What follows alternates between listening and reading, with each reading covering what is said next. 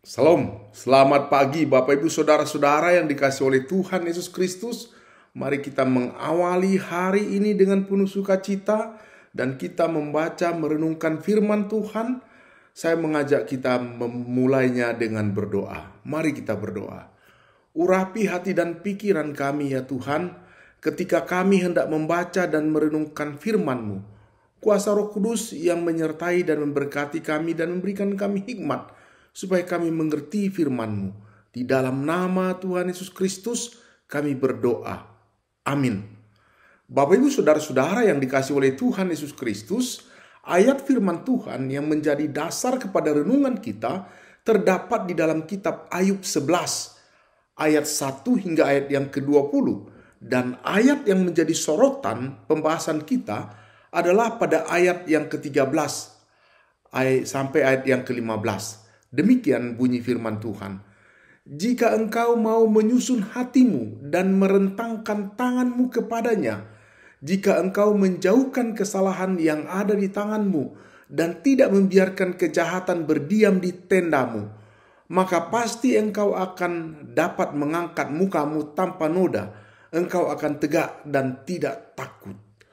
Bapak Ibu Saudara-saudara, dari bacaan kita ini saya mau mengambil tema, yaitu belajar memahami orang lain.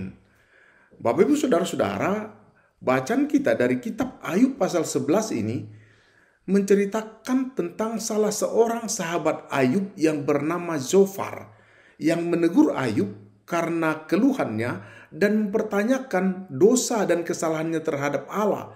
Hal ini yang menunjukkan pemberontakannya kepada Allah.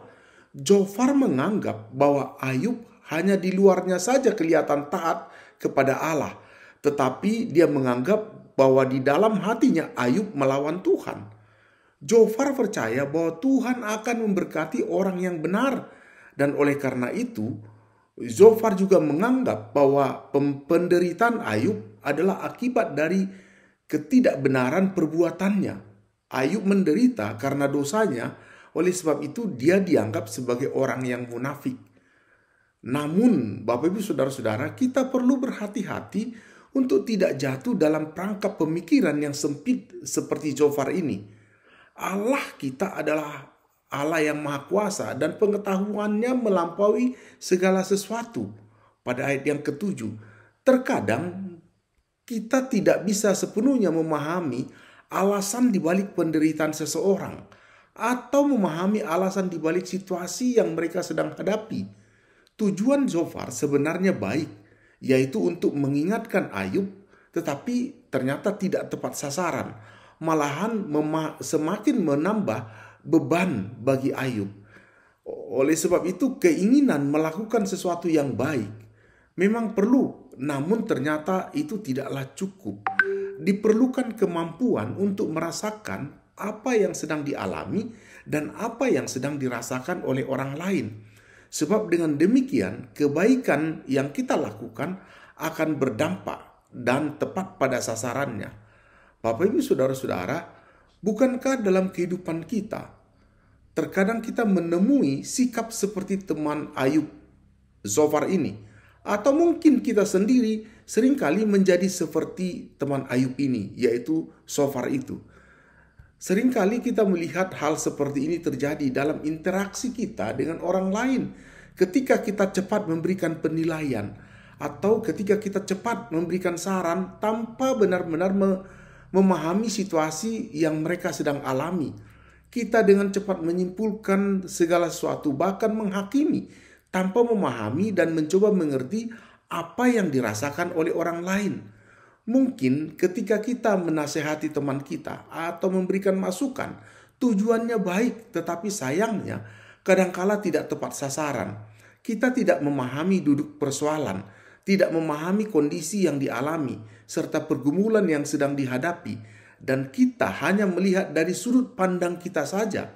Apa yang mungkin sudah kita alami kelihatannya sama seperti orang yang sedang alami, padahal bisa saja situasinya dan maknanya berbeda.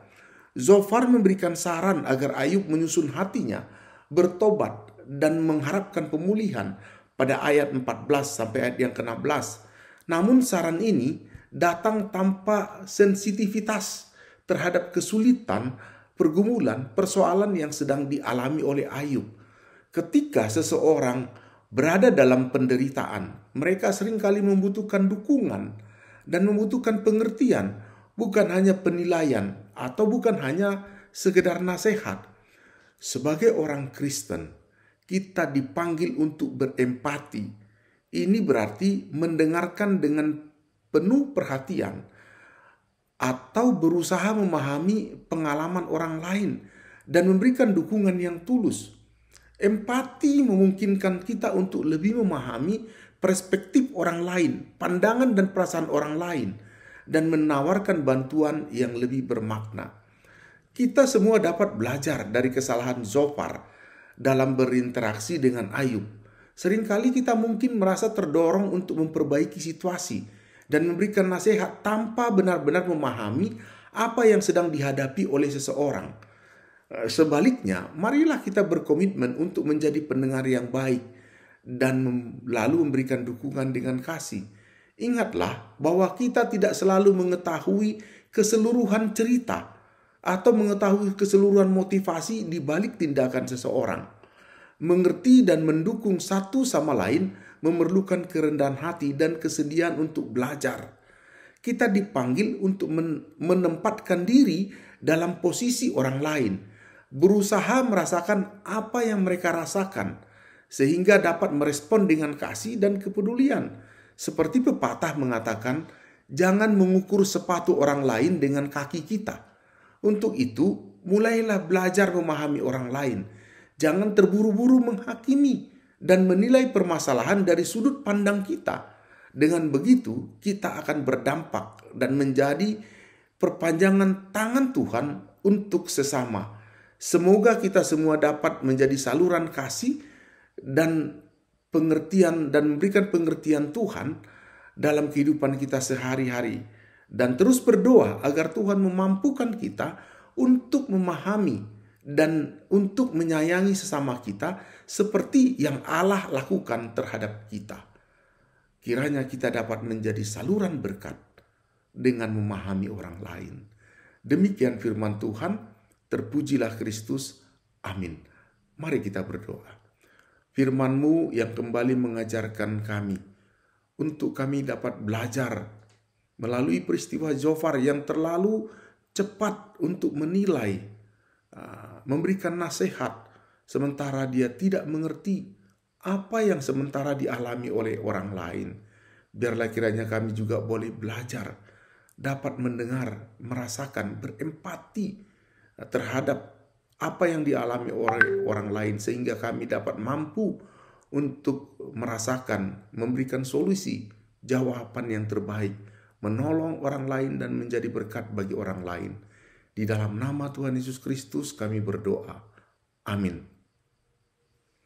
Demikian firman Tuhan, terpujilah Kristus. Amin.